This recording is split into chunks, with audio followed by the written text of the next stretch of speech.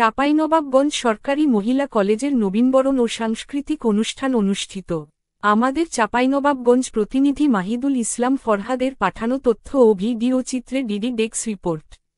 চাঁপাইনবাবগঞ্জ সরকারি মহিলা কলেজে 2025-26 শিক্ষাবর্ষের একাদশ শ্রেণীর শিক্ষার্থীদের নবীনবরণ ও সাংস্কৃতিক অনুষ্ঠান আয়োজন করা হয়েছে।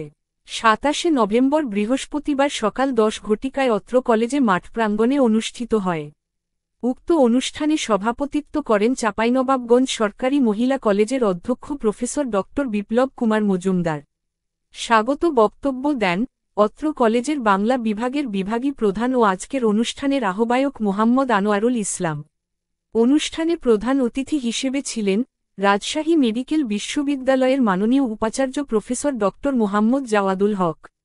বিশেষ অতিথি হিসেবে ছিলেন নবাবগঞ্জ সরকারি কলেজের অধ্যক্ষ প্রফেসর মুহাম্মদ আব্দুল আওয়াল, জেলা পরিষদের প্রধান নির্বাহী কর্মকর্তা জনাব Mohammad Afaz Uddin, Chapainawabganj public prosecutor advocate Abdul ওদুদ, চাঁপাইনবাবগঞ্জ সরকারি মহিলা কলেজের অধ্যাপক ইসলামের ইতিহাস ও সংস্কৃতির প্রফেসর মুহাম্মদ ইনসান আলী, সিভিল সার্জনের সিনিয়র স্বাস্থ্য শিক্ষা কর্মকর্তা শামসুন নাহার, রাজশাহী সিটি কলেজের রাষ্ট্রবিজ্ঞানে সহকারী অধ্যাপক তানভীরুল হক প্রমুখ।